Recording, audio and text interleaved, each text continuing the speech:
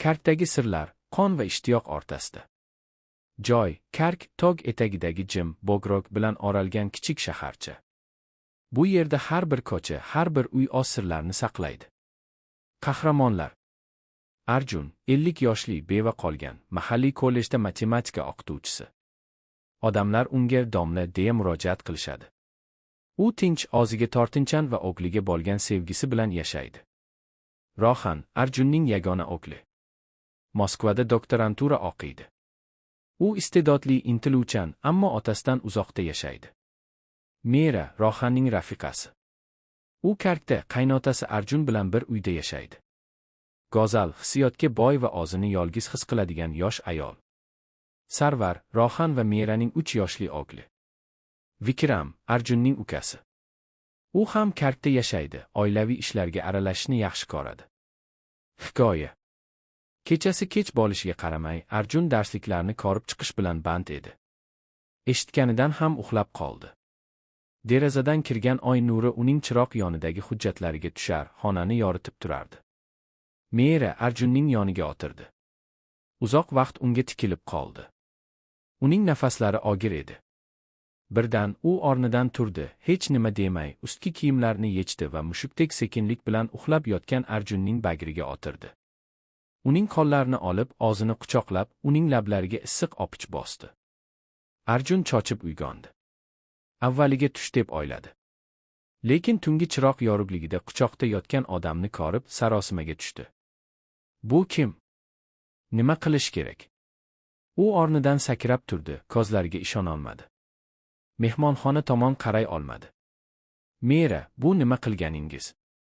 Kim degan odam bo'ldim, endi Rohanga nima deyman, domla? U yig'lab yubordi. Avval mening so'zlarimni eshiting. Men sizni birinchi bor darsga kirganimdan boshlab sevib qoldim. Dunyoga kelib sizdan boshqaga ko'ngil bermadim. Sizni deb a'lochi bo'ldim. Sizni deb sport bilan shug'ullandim. Sizni deb qaynona-qaynotangiz uyga kelindim. Men Rohani zigirchigaliga sevmayman, faqat sizni deb unga turmushga chiqdim. Men sizni sevaman, domla. Buni shu paytgacha ayta olmadim, o'z ichimda qovurildim. Endi yetdi. Gapirmang, nasihat qilmang. Bugun siz bilan bo'laman. Arjun dahshatga tushgan holda, yig'lama, Mera. Men sizni qizimdek ko'raman. Bu gunoh, yomon gunoh. Mera yig'layverdi. Xayr, domla. Hech kim hech narsani eshitmaydi. Iltimos, shu kecha meni yoningizdan haydamang. Mayli, ertalab meni opmang. Shunchaki yoningizda yotishimga ijozat bering. Ertalab birga nonushta qilamiz. Arjun qo'rqqan edi. Hech nima demay, shoshib xonadan chiqib ketdi. U o'ziga yaqin bo'lgan ukasi Vikramning uyiga bordi. Farzand jinoyatni sogindim, deb o'yladi. O'sha kecha u erda qoldi. Ertasi kuni Mera qaynotasini topdi. Arjun darvozalarni qulflash bilan band edi. Mera, qo'rqmang, hech narsadan qo'rqmang. U qorong'ulikdan qo'rqadigan kelinni tinchlantirdi. Kechqurun ovqatdan keyin Mera Arjunning katta xonada o'tirishiga yo'l qo'ymadi, uni o'z yotoqxonasiga olib kirdi. Arjun Meraning yanada ochilgan va go'zallashganini ko'rdi. Yangi yil arafasida kelgan Rohanga bo'lgan muhabbati jilolanib ketdi, lekin u Moskvaga qaytishni xohlamadi. Lekin Mera unga, o'qishingizni to'ldiring, olim bo'lib keling. Professor bo'ling, deb uni Moskvaga haydab yubordi. Rohan ketayotganda otasiga o'pkalandi. Dada, ta'tilga kelgandek bo'lmadim. Kelganimdan beri siz ham o'zingizni olib qochasiz. Arjun, kelmasam, kelinningiz qonmaydi. Qayt, yozgi ta'tilda kelasan, to'y-tuysiz suhbatlashamiz, o'g'lim. Yozda Rohan qaytib kelganda, uni Mera yana xursand qildi. Ular o'g'li Sarvarga Rohaning bolalikdagi rasmini ko'rsatishdi. Ular juda o'xshash edi. Rohan aspiranturani tugatib qaytganida otasi bog'da ishlar edi. Rohan otasiga minnatdorchiligini qanday bildirishni bilmas, har safar kelganida turli-tuman sovg'alar olib kelib, uning ko'nglini ochishga harakat qilardi. Sarvar, dada, yana 2 yil qarab turadigan bo'ldingiz. Rohan, ustozlarim nomzodlik dissertatsiyasini yaxshilab ishlab, doktorlik unvonini olishimni aytishdi. Tez orada professor bo'laman. Arjun hayron bo'ldi. Bitirib kelsang, dam olib ketmoqchi edim. Bu nima deganingiz? Keliningiz xafa qilyaptimi? Rohan, yo'q. Mera juda yaxshi. Aytgancha uni olib ketsamchi. Hammalarni korib kelardi. Hamma er-xotin, qush har narsa deyishadi. Arjun ich-ichidan titrab, men ham keliningizdan lahza ajralmasam deyman, lekin u yoqlar sovuq bo'ladi. Rohan, men hech qayerga bormayman. Moskvani televizordan ko'raman. Mera pardadan avval professor bo'lib olsinlar. Keyin o'glingiz xohlagan shaharlarni ko'rsatadilar. Arjunning dardi ichida qoldi. Rohan Moskvaga ketdi. Sarvar 3 yoshga to'lib gapiradigan bo'ldi. Avgustning 20da himoya qilishi kerak bo'lgan dissertatsiyasini 1 oy oldin mudofaa qilib, Rohan otasiga aytmasdan surpriz qilmoqchi bo'lib, Karkka qaytib keldi.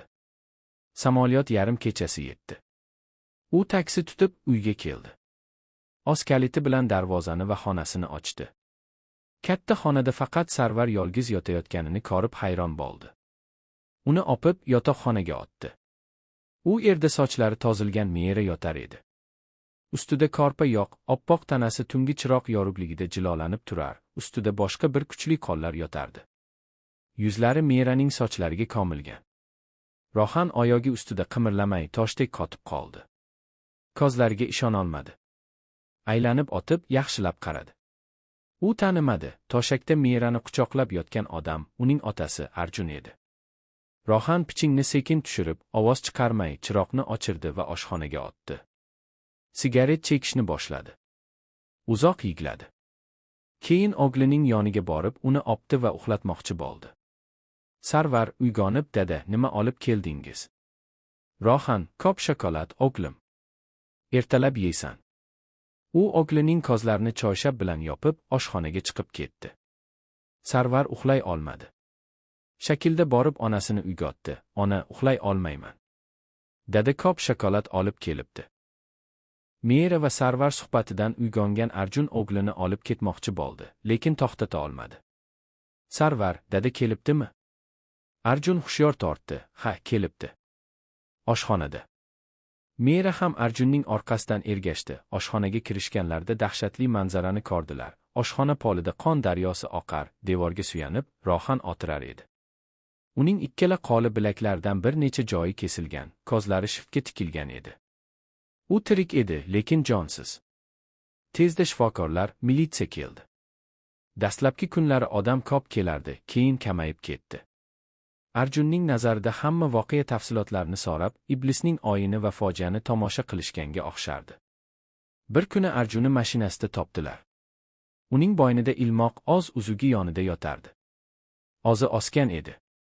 40 kun o'tgach, Arjunning tobuti ko'tarilib ketayotganda, erkaklar Merani bir necha bor qaytardilar. Qabristonga ayollar borolmaydi. Lekin Mera qaytmadi. Endi u hech narsani anglamas, tushunmas edi. Uning dunyosi qorong'u edi. Fon, Kark qadimiy qal'a devorlari ostidagi shahar. Bu yerda sevgi, sadoqat, gunoh va jazo o'rtasidagi chegaralar hech qachon aniq emas. Ba'zi sirlar esa abadiy qorong'ulikda qoladi.